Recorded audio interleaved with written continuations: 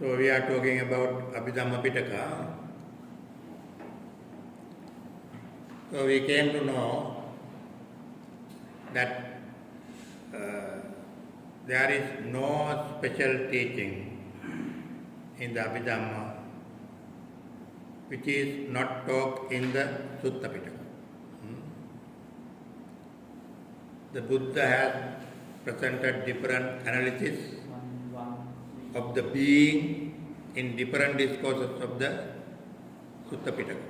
Especially when you go to Sanyutta Nikaya, in the Salayatana Vagga,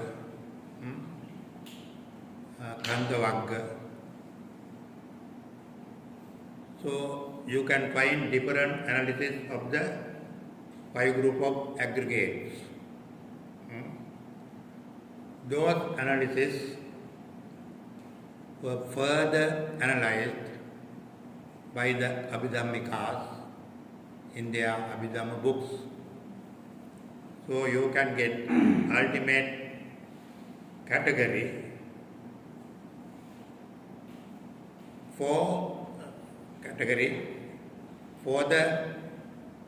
all the 3 kinds of unconditioned realities. There are in Abhidhamma 3 conditioned realities. Chitta, Cetasika, Rupa, those 3 conditional, Sankata. And Nibbana is Asankata. So in Abhidhamma especially pay more attention to Sankata Dhammas rather than Asankata, because in the Asankata nothing to explain. No? Nibbana cannot be explained because it is not coming under Sammuti Satya. Sammuti Satya can be explained further and further up to the ultimate categories. But Nibbana cannot be, because it is called undescribable, Asankata. Because it is not a thing. Nibbana is not a thing.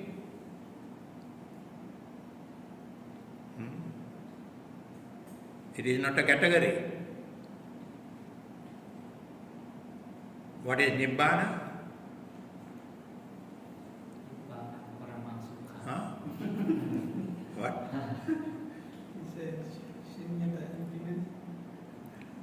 Nibbana is only the experience. You experience it. So in other words, it is the destruction of all the defilements. It is called asavakkaya. But you come to experience it after the destruction of kilesas.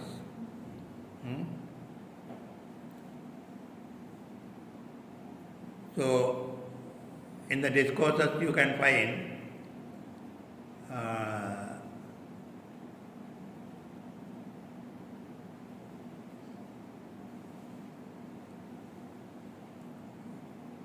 Vimuttangi vimuttameti jnanam hoti. Vimuttangi vimuttameti jnanam hoti. So when you are liberated, you come to know that I am liberated. That means Nibbana can be experienced. So otherwise there is no anything. So that is why the Buddha explained Nibbana mostly in negative terms. Akatang, asankatang, abhutang, abhutang, akatang, asankatang. Nirodha, Nibbana, all are opposite words. Nirodha, Nivana. Vana means Trishna. Nir means no Trishna. No Rodha. Rodha means obstruction, no obstruction. Abhava. Bhava, positive. Abhava means negative. So, bhava means becoming, abhava means non-becoming. Abhutam, akatam, asankatam. Atti bhikkave abhutam, akatam, asankatam. That is Nibbana. So Buddha used mostly negative terms to introduce Nibbana, because Nibbana is unconditioned reality. So we can talk anything about conditional reality. Abhidhamma mostly has taken 3 categories, though they presented 4 categories. Special talk, special attention was paid to 3 conditional realities. Those 3 unconditional realities were primarily taken from early Buddhist discourses in the Sutta Pitaka.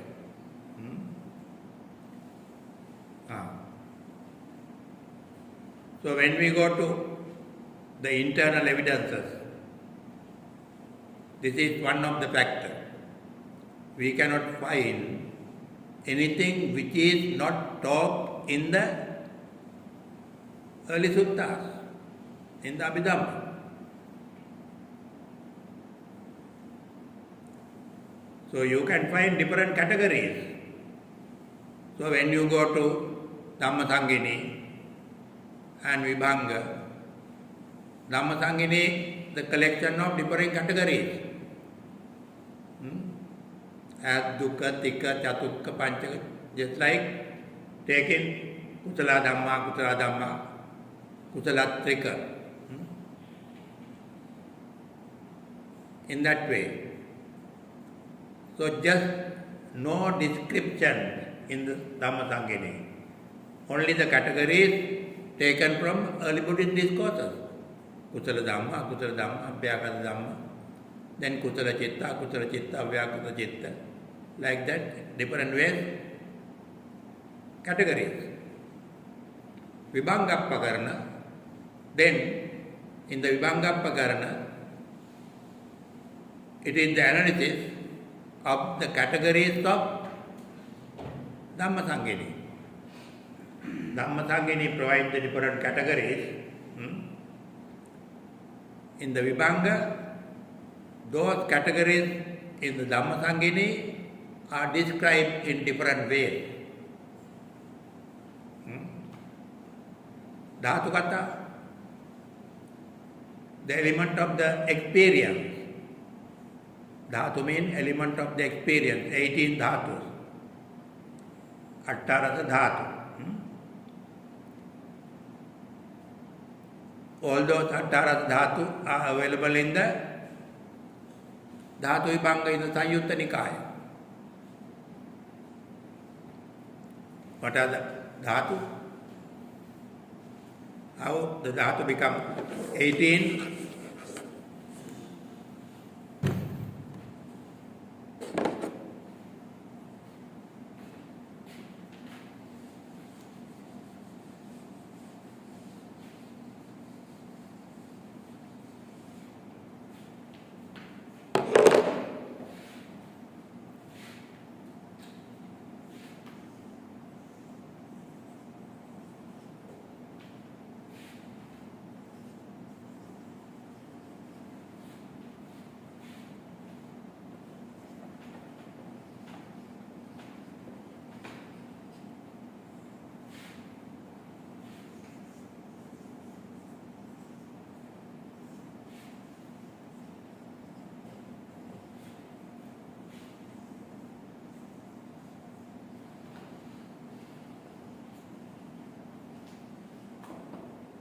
in the same way, Saddha, Gandha,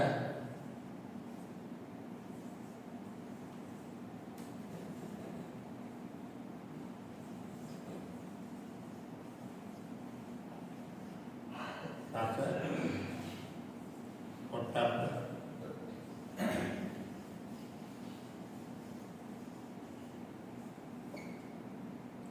Dhamma.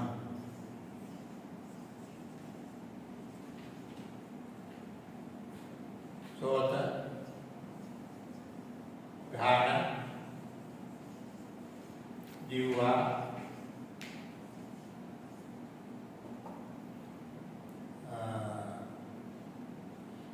Kaya, Chakku, Sota, Ghana, Jiva, Kaya, Mano.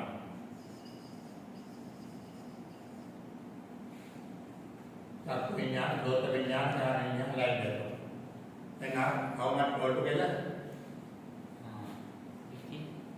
18. Those are dhatus.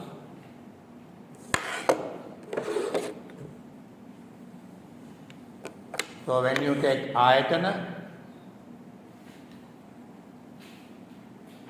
those are the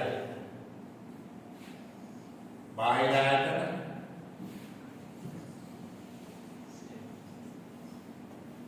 those are the adhyatmika, external, internal.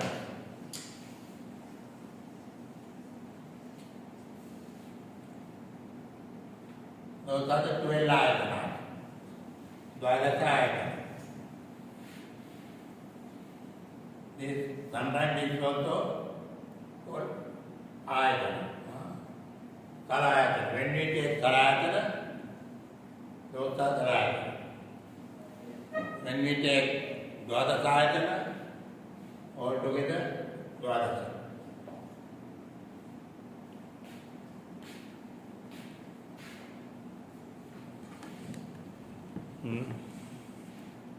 So then, all the categories are found in the Sutta Pitaka. Abhidhammikas did not take all these things from outside. So then we come to the Puggala Panyati. Katavat Dhammasangini, Vibhanga, Dhatu Kata, Puggala Panyati. So what explained in the Puggala Panyati? It includes different type of noble people. Seka, Seka, Sotapanna, Sakadagama, Nagami, Arhat, Atta Puggala. So in another classification, Ubato Vibhanga, Kanyaya Mutta, Panyaya Mutta. So in that way, different way, the being, especially noble being, who follow the Dhamma, not the ordinary people. All the noble people, Arya Puggala, were divided into different categories. So that is the Puggala Panyati. Panyati means designation of the person. So when you come to Katavattu, so what is the Katavattu include? As I pointed out earlier, the viewpoint presented by different other Buddhist schools were rejected by the Venerable Moggaliputta Tissa in the Katavattu Pakarna. For example, Mahasayika says that Arahant have 5 weaknesses.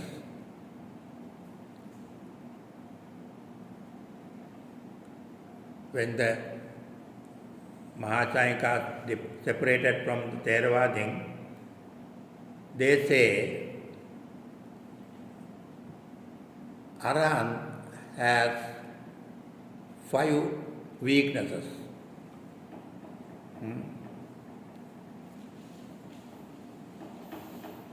Atti rago, atti doso, atti moho, like that. So then, taking that view, the weakness of the Arahant presented by the Puggalavadi, presented by Mahachayanikas, Venerable Sariputta reject those things.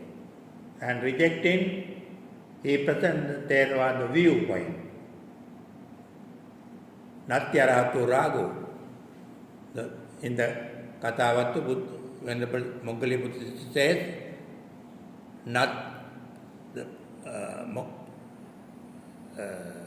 Mahachayanikas says, Atya Arahato ragu.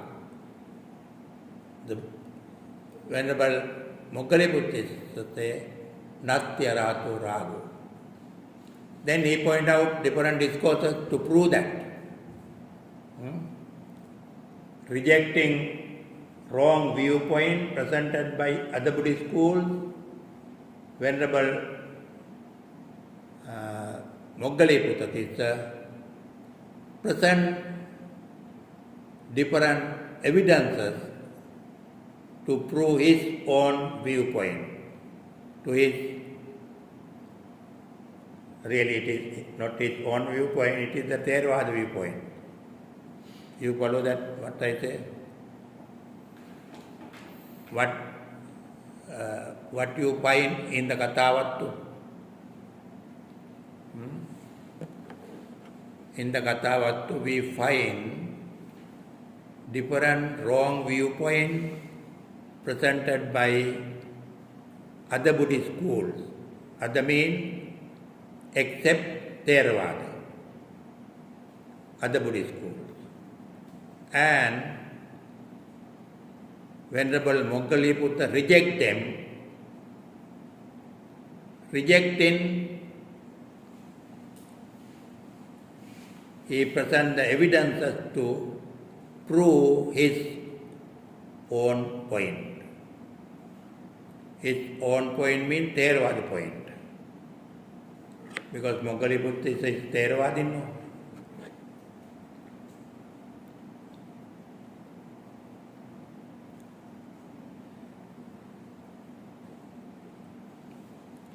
Another proof, there was a Buddhist school known as Puggalavadi. They are known as Puggalavadi. They accepted the wrong viewpoint that though there is no soul, but there is a person after death, that person going from this life to other life. So that is the viewpoint presented by Pujyalavadi. That Pujyalavadi also one section of the Buddhist.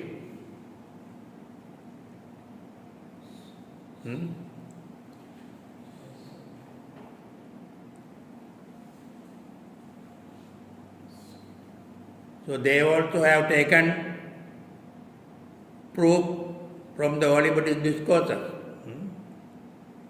Puggalavadi says, though there is no soul, but person remains, person, Puggala.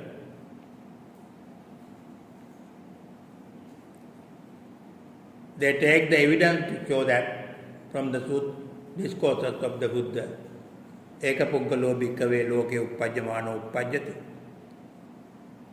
That Eka Pujjala, different life in the Jatakas, you can find different birth stories of that Eka Puggala. So, but taking that wrong viewpoint of the Puggalavadi, in the Kathavattu, Moggaliputists reject that and rejecting,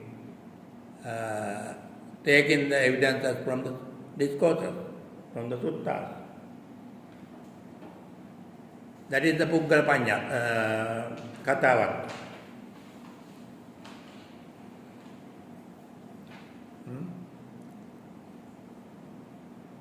So it is one of the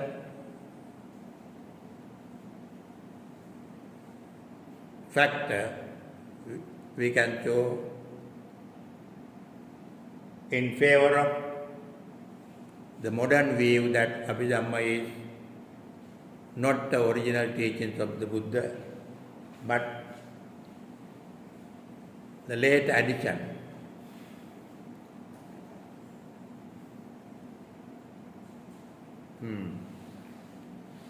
Another reason, as I pointed out, Sarvativad also accept Abhidhamma.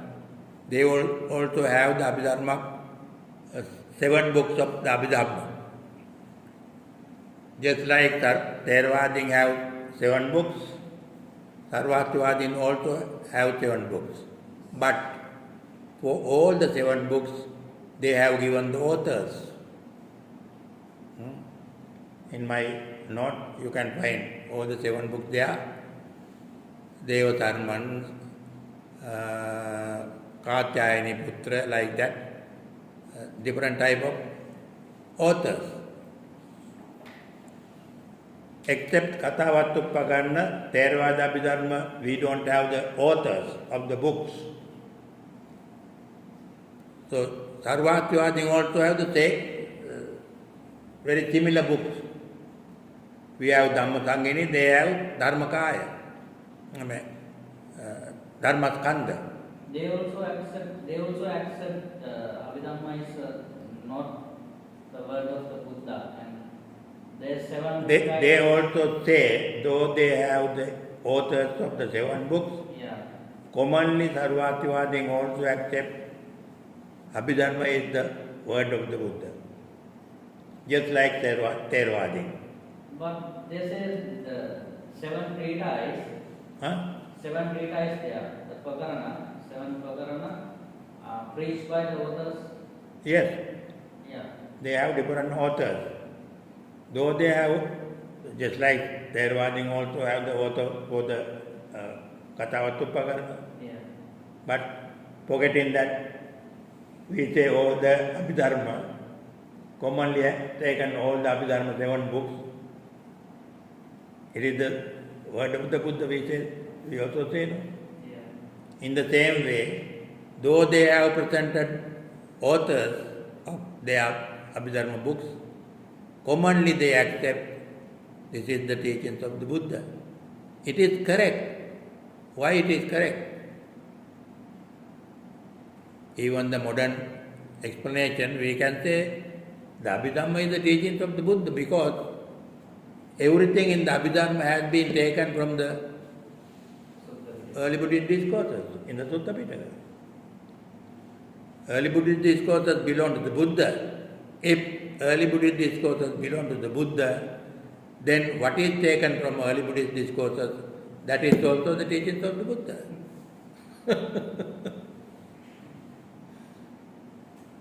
No? Yeah, exactly. But, so when we examine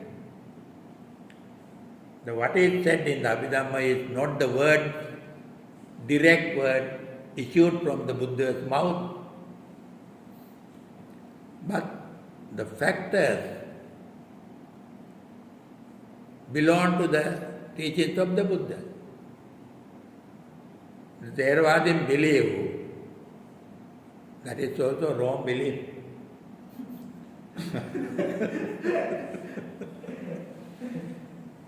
Even the Sutta Pitaka, Theravadin believe the Sri Mukha Desana, no. Yeah. How can we say Sri Mukha Desana?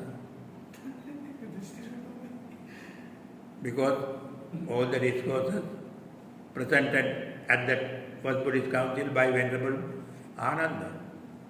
The Venerable Ananda says, Evam me sutam. I heard this. Then says Ekantamayam Bhagava. Those words are Venerable Ananda's words, no?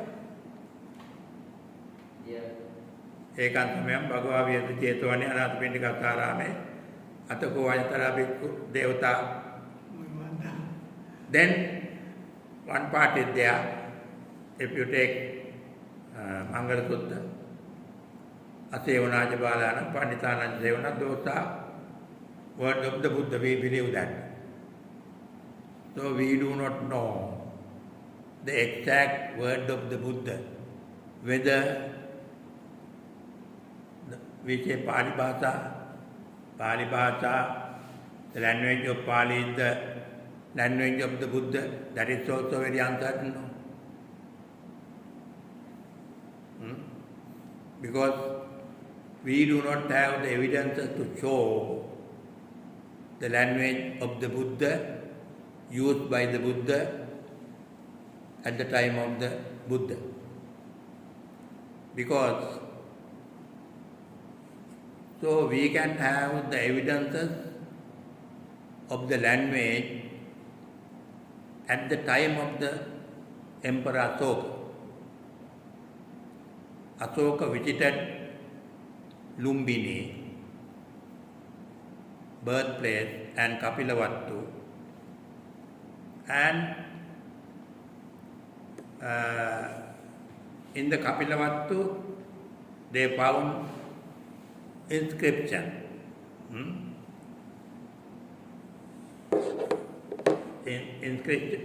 Inscription for a chaitya, pagoda. In that inscription it is mentioned that the relatives of the Buddha deposited the relics of the Buddha in this pagoda. It is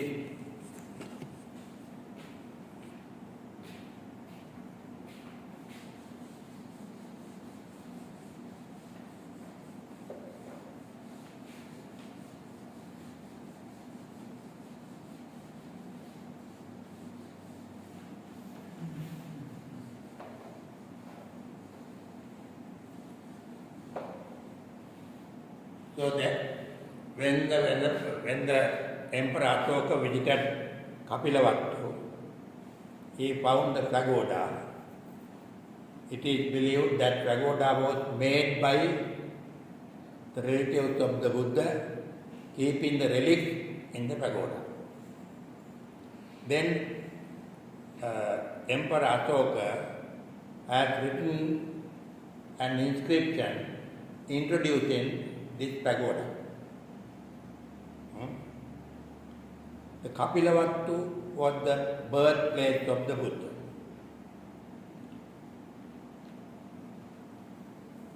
The language, it is believed, it is said, Emperor Asoka established different inscriptions in different places in the language of that special area. When he visited the Kapilavattu, he used the language of the Kapilavattu people. When he went to Sanchi in the Magadha, so he established inscription in the Sanchi area language. So now you see what is the language he used in the Kapilavattu.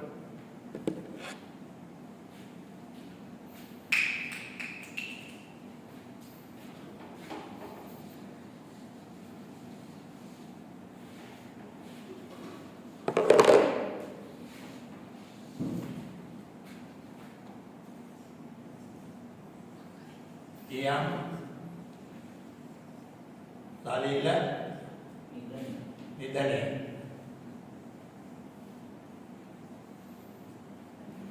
Buddhata Bhagavata.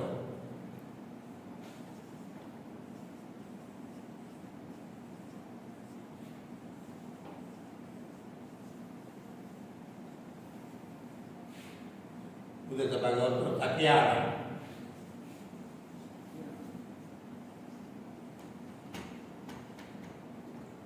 Sukiti Patana.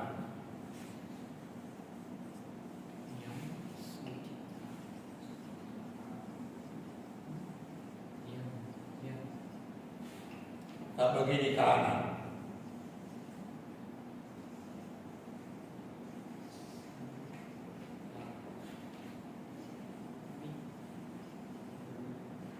Satu tentara.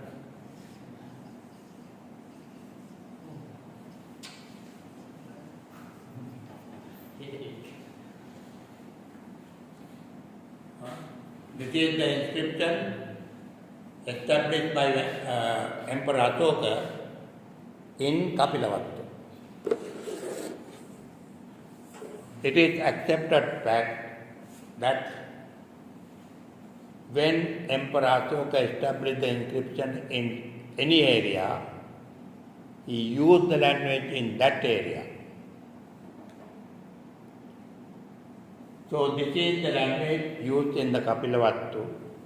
Then this may be the language of the Buddha. Because Buddha was born in Kapilavastu.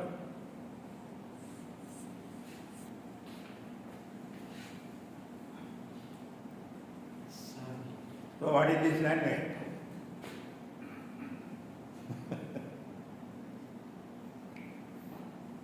But so if you purify, if you polish this language, you can get Iyan Salinagidane Idan Sarira Nidana.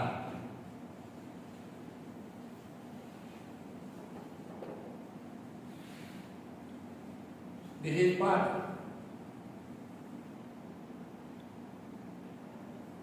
Buddhasa Bhagavato, Buddhasa Bhagavato, Sakyanam Sakyanam, Sukiti Patana. I don't know, I can remember Sukiti Patana.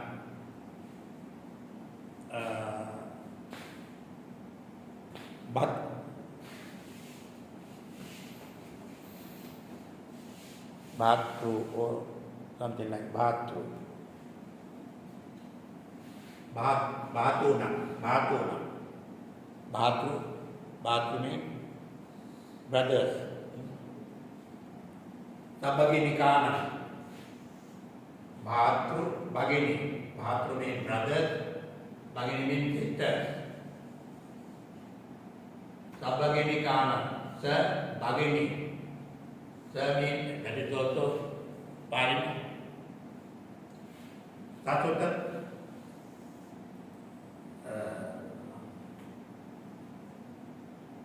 Sutadara. Dharana.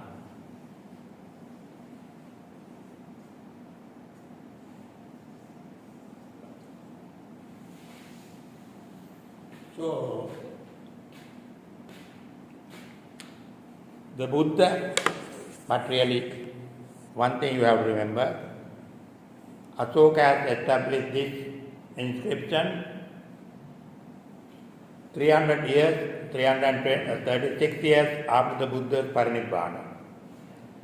Then, within 300 years, a language can change in different ways.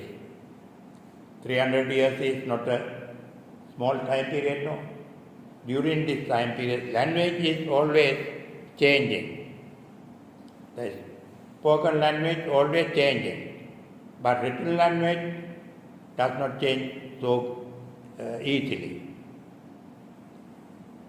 So we do not know the situation of the real language at the time of the Buddha. This is the language of Kapilavastu at the time of Emperor Ashoka. This is the earliest evidence. But this evidence does not show the real nature, real position, real nature of the Buddha's language. But anyway, it is a colloquial language.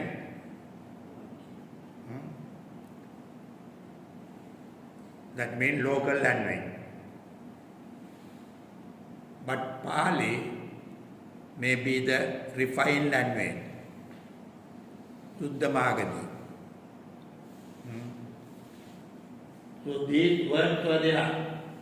So when the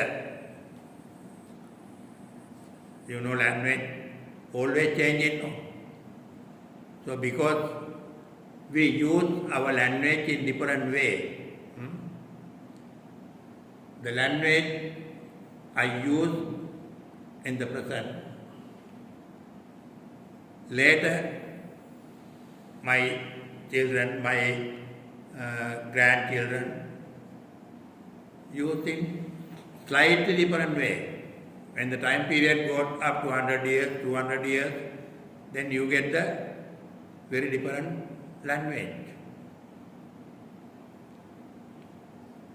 So that happened to Sinhala also, no? Yeah. Anuradhapura period, sila lekana wala ene amutu bhasawak ne. Here also the same thing. Yes. The Varandaka then Agata Nagata Chadu Disa Sangasa Agata Nagata Chadu Disa Sagasa. This is also very same. Buddhasa Bhagavatu, Buddhasa Bhagavatu. In Sri Lanka, inscription also similarly is Brahmi, yes. Brahmi letters. Yes.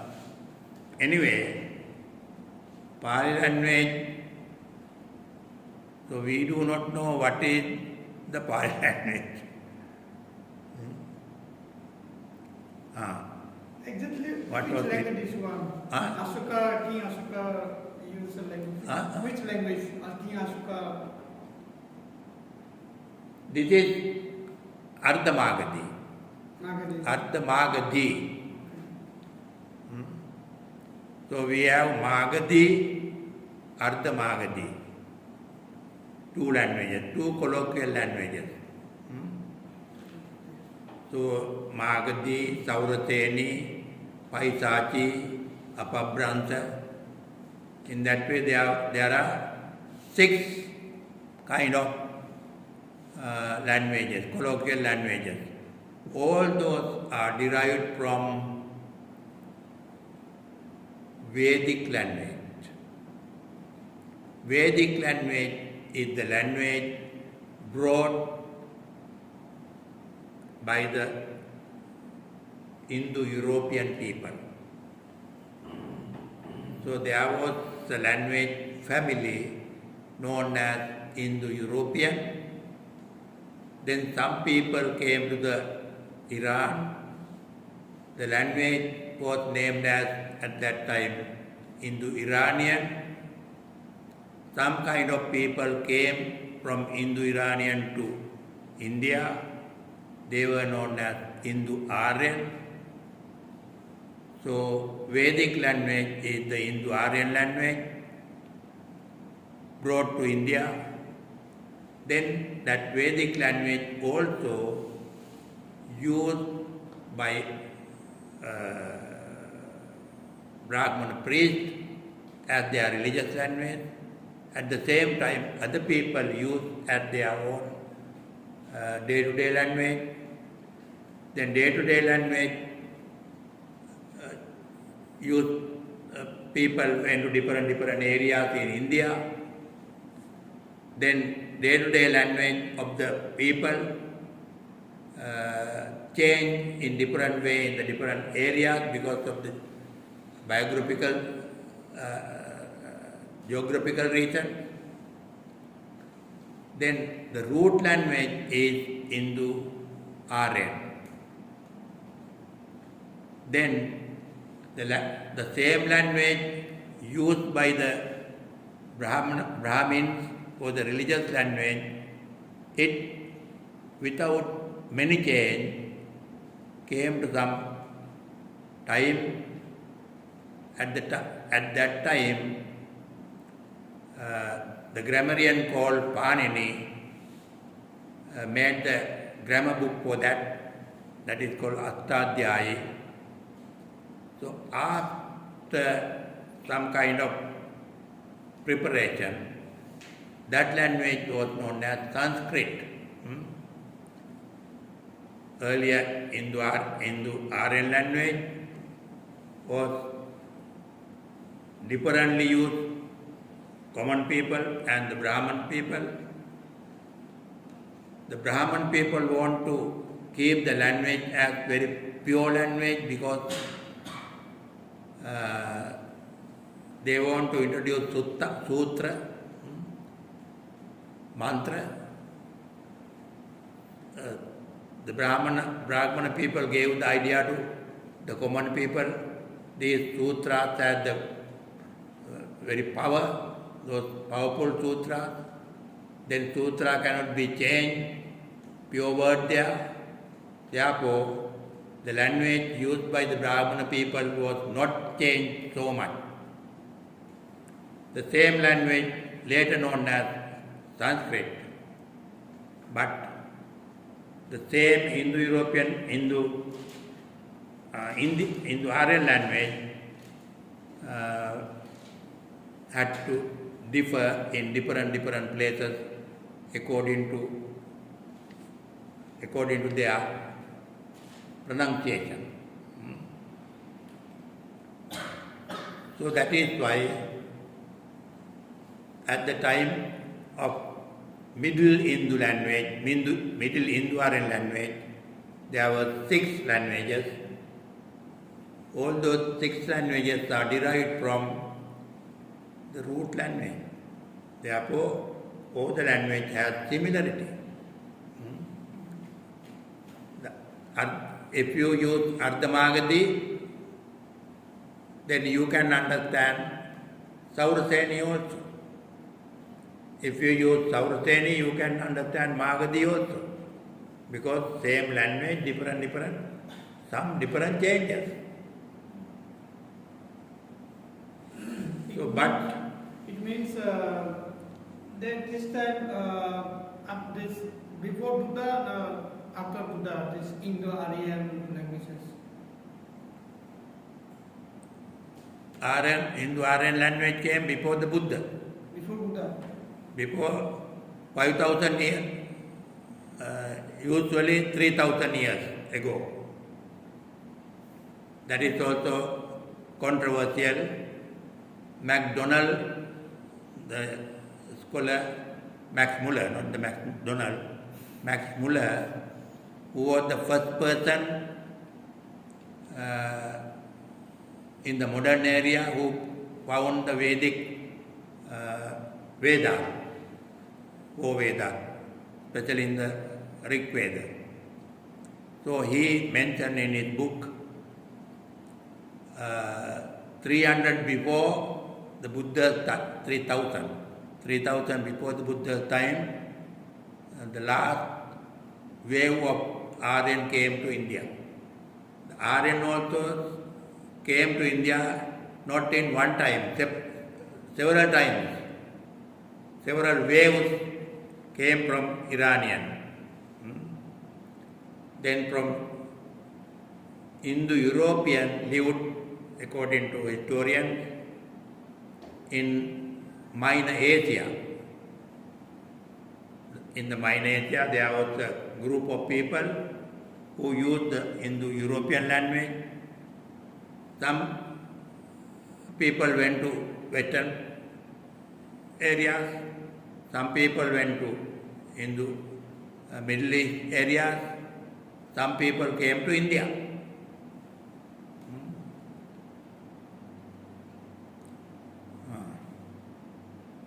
Okay. Is there any question that raised by students? No.